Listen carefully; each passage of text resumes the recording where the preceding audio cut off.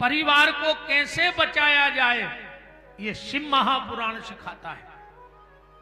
इसलिए परिवार में प्रेम रखिए।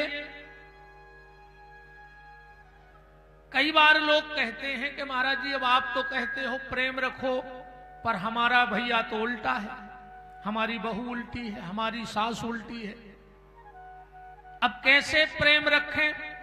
तो बोले तुम्हें उल्टे लोग पसंद नहीं है? बोले नहीं है। तो ईमानदारी से जो लोग ये कहते हैं कि मुझे उल्टे लोग पसंद नहीं हैं, अपने बात के धनी रहना। हमारे यहां जब कोई बात मैट जाता है तो कहते उसने थूक के चाटा है, कहते ना थूक के चाट लिया उसने। तो तुम अगर वास्तव में ये कहते हो कि तुम्हें उल्टे लोग पसंद नहीं हैं, तो फिर थूक के मत चाटना जो मैं कहने वाला हूं, ध्यान से सुना।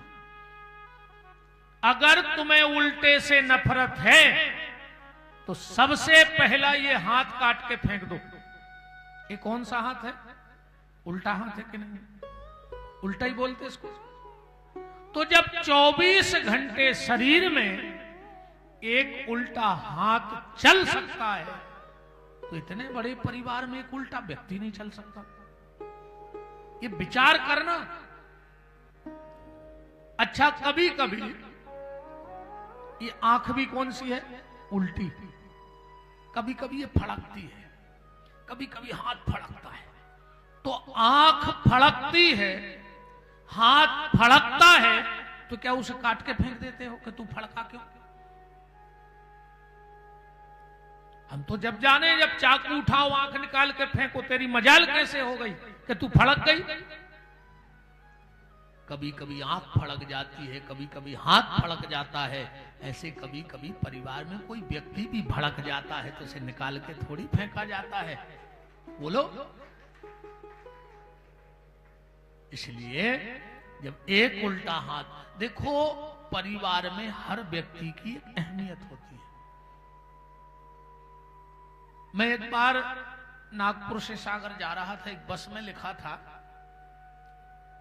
मुझे याद है लगभग 18-20 साल पहले की बात है। उसमें लिखा था कि ये कभी मत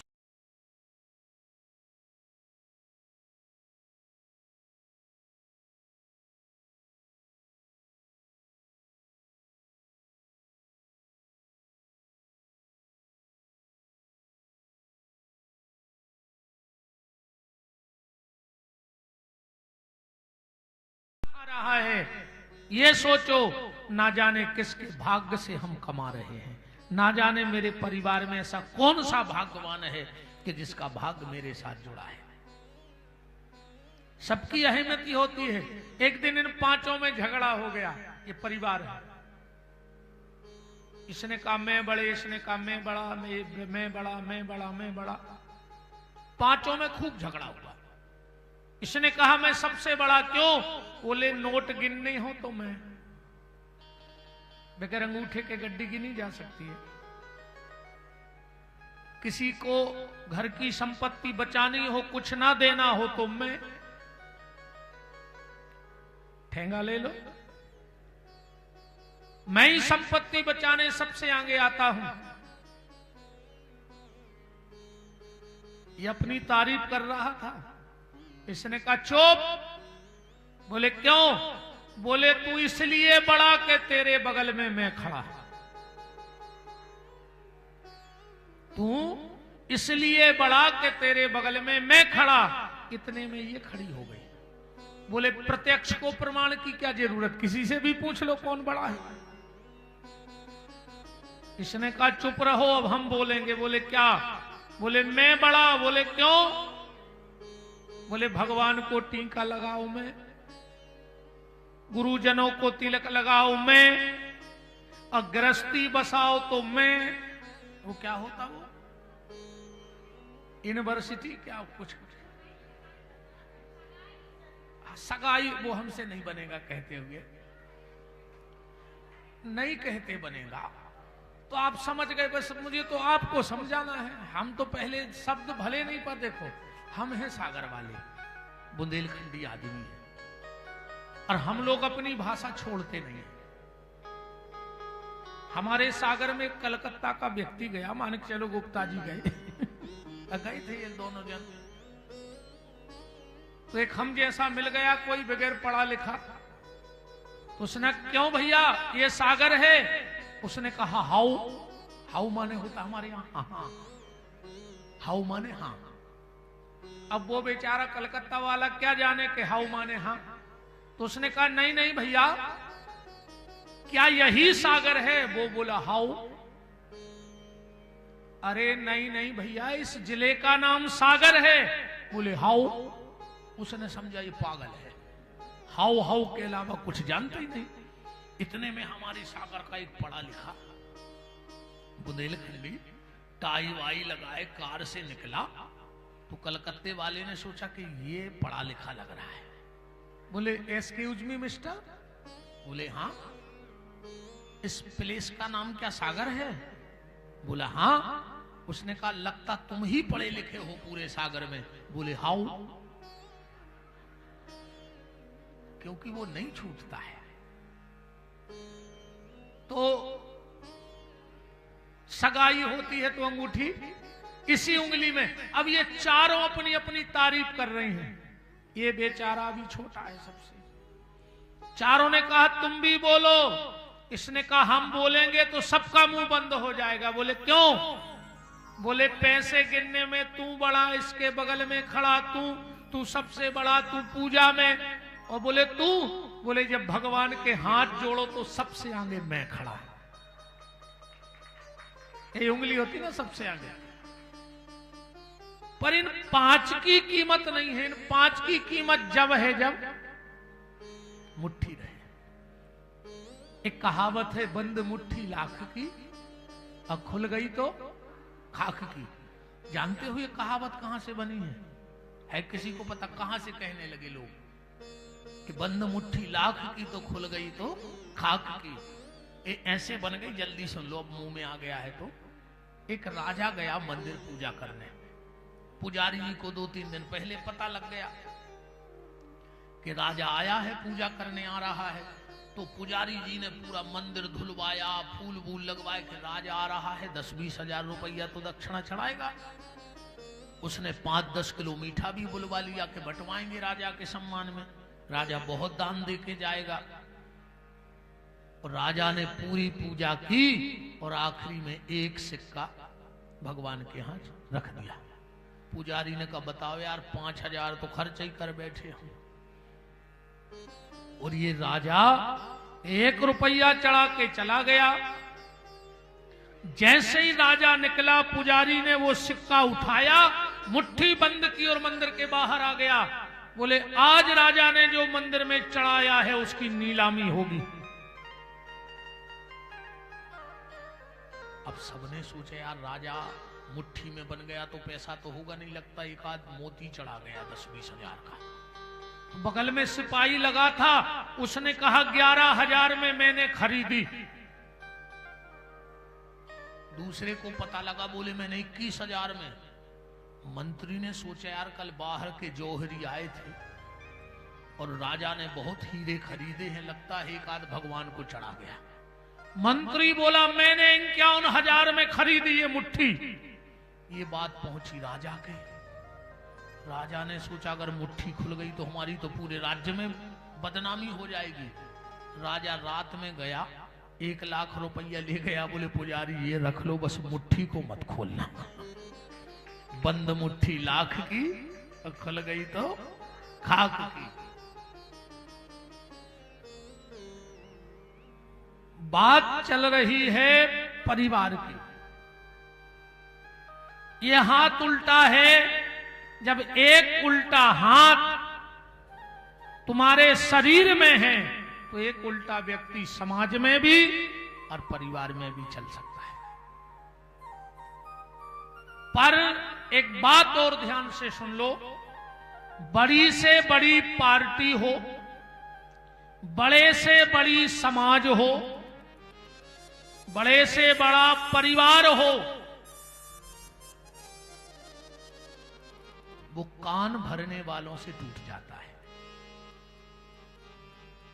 चाहे बड़ी समाज हो, परिवार हो, जहां काम करने वाले कम और कान भरने वाले ज्यादा हो, वो परिवार भी टूट जाता है, वो समाज भी टूट जाता है, और वो ट्रस्ट भी सब सीताराम हो जाएगा। अच्छा, ये उल्टा हाथ है। एक उल्टे के साथ एक सीधा चलता है, चलता है कि नहीं चलता? ये उल्टा गया मंदिर में, पुजारी जी से कहा प्रसाद दो, पुजारी ने कहा भाग, उल्टे तुझे कुछ नहीं दे। उल्टे को कोई नहीं पूछता। ये वापस आ गया, ये रोने लगा। ये कौन सा हाथ है? सीधा। इसने पूछा उल्टे से, क्यों रो रहा है? इसने कहा मैं मंदिर गया और पुजारी ने मुझे प्रसाद नहीं दिया। सीधे ने कहा चलो हमारे साथ, हम देखते पुजारी को। ऐसे ही लेते ना प्रसाद। एक सीधे के नीचे उल्टा लगा है कि नहीं लगा है? अब तो पुजारी ने नहीं कहा कि इसको अलग करो, कि कहा था कि इसको अलग करो, उल्टे को भगाओ तब देंगे। मतलब भगवान की कृपा का प्रसाद भी उसी को मिलता है जो सीधा है, पर एक उल्टे को लेके आगे बढ़ जाता है। भगवान की कृपा का प्रसाद भी उसे मिलता है, वरना नहीं मिलता। अच्छा, इसको प्रसाद मिला, इसने पी लिया, ये फिर रोने लगा। सीधे ने कहा आप क्यों रो रहे हो? अरे बोले मैं गया आया, वो प्रसाद पूरा तुमने ले लिया। इसने कहा 1 मिनट तो रुक जाए यार, देख आदमी की आदत देखना, चरणामृत लेगा, करता है कि नहीं करता? करता है। प्रसाद लेने के बाद हाथ ऐसे करता है कि नहीं करता? मैं आपको कोई नई बात नहीं बता रहा हूं, मैं तो सिर्फ आपको याद दिला रहा हूं कि हमें जीवन जीना कैसे है। ये बातें तो तुम सबको पता थी, पर तुमने कभी वहां दिमाग नहीं लगाया। बताओ, मैंने कोई नई बात बताई तुम्हें? मेरे पास कुछ नया है ही नहीं, कहां से नया दे दूं?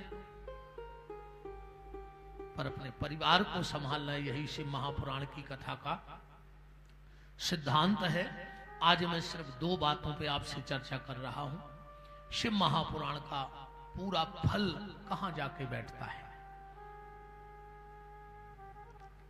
शिव महापुराण का पूरा फल होता है रुद्र कलश में। ध्यान से सुनना आप बात को। मैं अब ज्यादा बातें घुमा नहीं रहा हूं, बातें तो मुझे ऐसी आती हैं कि 1 महीने तक ऐसे ही लगा रहूंगा। पर अब तो सिद्धांत की बात सुनो, सार की बात हमने तुम्हें बता दी है कि परिवार को लेके चलना, माँ बाप की पूजा करना, कोशिश करना कि परिवार न टूटे। अब शिव महापुराण का पूरा फल होता है रुद्र कलश में।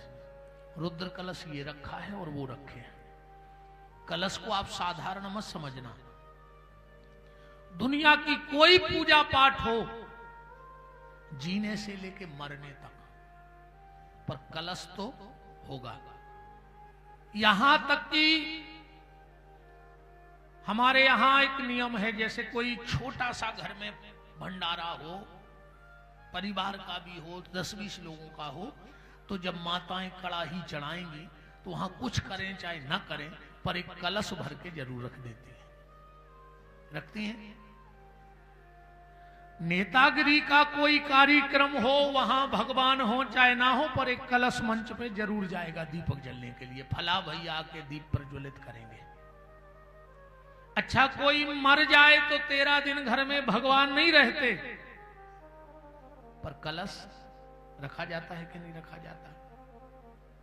कलश को आप साधारण मत समझना, ये पूरे जीवन के कष्ट हर सकता है। बस हो शिव महापुराण का कलश।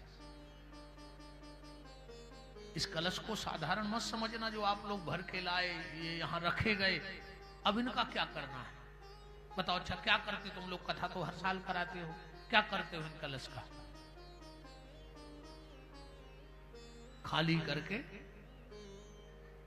क्या करते हो? चलो, क्या करोगे अच्छा मेरे जाने के बाद इन कलशों का?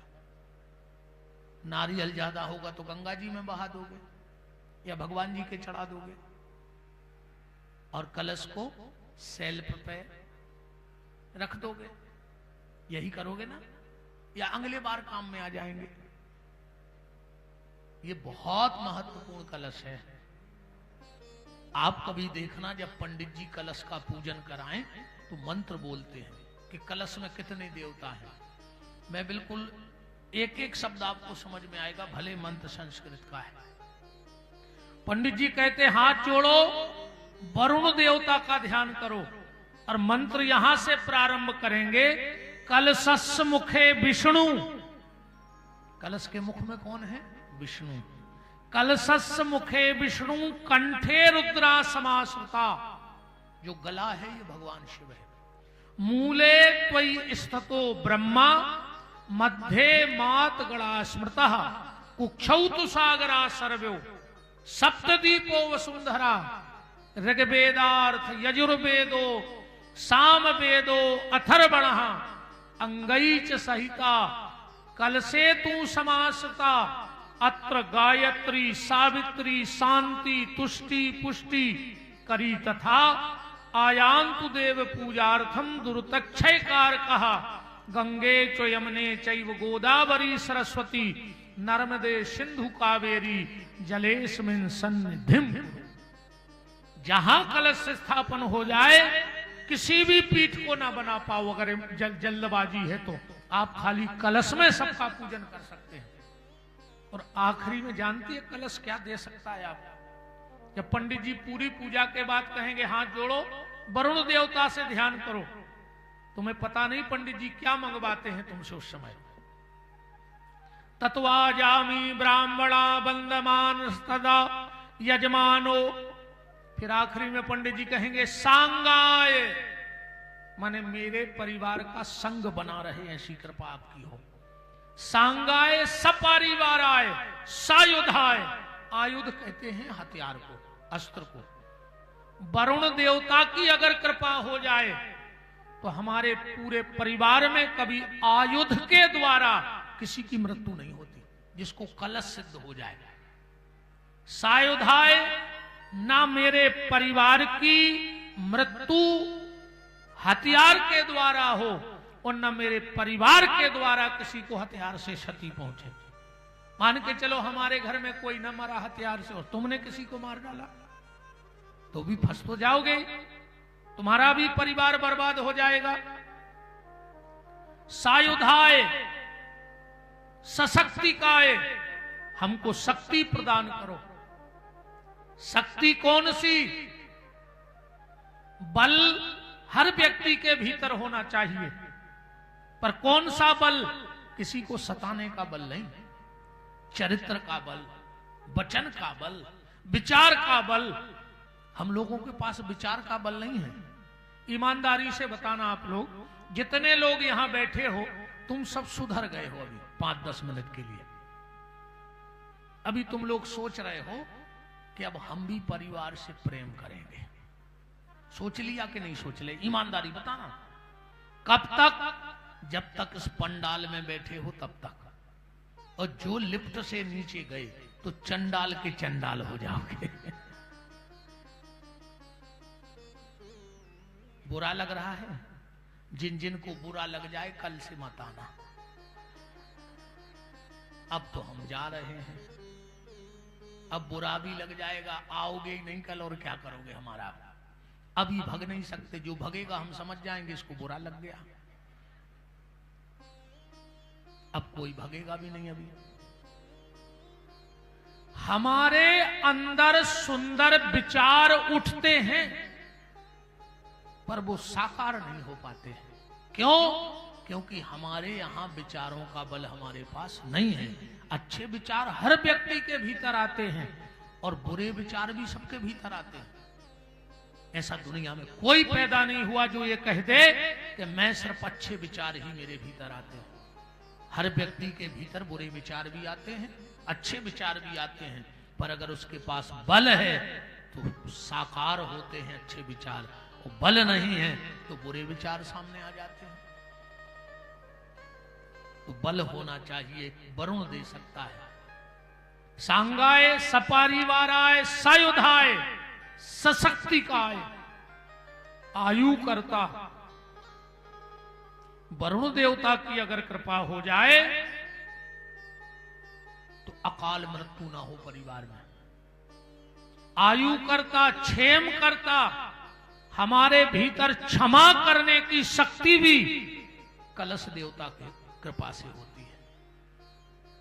सांगाय सपारिवाराय सायुधाय सशक्तिकाय, आयु करता, क्षेम करता, शांति करता, तुष्टि करता, पुष्टि करता, बरदो भव, ये कलश की प्रार्थना है। आप पढ़ सकते हैं, हमारे शास्त्री जी के ग्रंथों में लिखा होगा।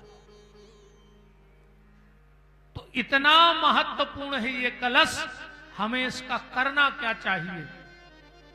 दो बातें और हमारी ध्यान से सुनो, फिर हम आपको बताते कि कलश का क्या करें। पति पत्नी के सोने वाले कमरे में कभी कलश स्थापन नहीं करना चाहिए। एक बात, कभी भी घर में उल्टा बर्तन नहीं रखना चाहिए। उल्टा बर्तन समझ गए? कई बार लोग जो बर्तन होते ना खाली, उनको उल्टा करके सेल्फ पे जमा देते हैं। गुंडी हो, छोटा सा कलश हो, कसेड़ी जिसको हम लोग बोलते हैं, अब तुम क्या बोलते हो भगवान जाने। उल्टा बर्तन रखते ना कई लोग, घर में नया बर्तन हो तो उल्टा करके रख दिया। उस घर में भयंकर राहु का प्रकोप होने लगता है। बर्तन को सीधा रखिए और कभी खाली मत रखिए। चाहे दो दो गेहूं के दाने डाल के रखो, एक एक गेहूं का दाना डाल के रखो, पर घर में बर्तन कभी खाली नहीं रखना चाहिए और उल्टा नहीं रखना चाहिए भूल करके। कलश को अगर मजबूरी है कि कमरा एक ही है तो पर्दा लगा देना चाहिए। सिर्फ पूजा के टाइम पर्दा खोलो और तुरंत पर्दा लगा दो। पहली बात तो रखो मत। अरे मजबूरी है, कमरा एक ही है, उसी में पूजन भी है, तो पर्दा लगा के रखो। इस कलश को आप लोगों ने बहुत आयोजन करे होंगे। इस कलश को घर ले जाना, इसका जो धागा लपटा है इसमें और आम का पत्ता, उसको बंधन बार बना के घर के बाहर लगा लेना। नारियल को तिजोरी में रख देना और इस कलश में गेहूं भर करके जहां भोजन बनाते हो, जिसको किचन कहते हैं, किचन का मतलब है जहां दिन भर किच किच लगी रहे, सास बहू में, पति पत्नी में, उसी का नाम तो किचन होगा। वैसे तो भोजनशाला है, पर अब हमें आप लोगों के साथ चलना है तो आपकी भाषा बोलनी पड़ती। देखो जैसे माँ और बेटा चले जा रहे हो, बेटा छोटा हो, इतना हो मान के चलो। अब ऐसा नहीं कि माँ चलना नहीं जानती, माँ तो बहुत तेज चल लेती है, पर वो अपनी गति से नहीं चलेगी। किसकी गति से चलेगी? बच्चे की गति से। जितना बच्चा चलेगा वैसे ही वैसे माँ चलेगी। माँ चाहे तो दौड़ लगा ले, पर बच्चा नहीं लगा सकता।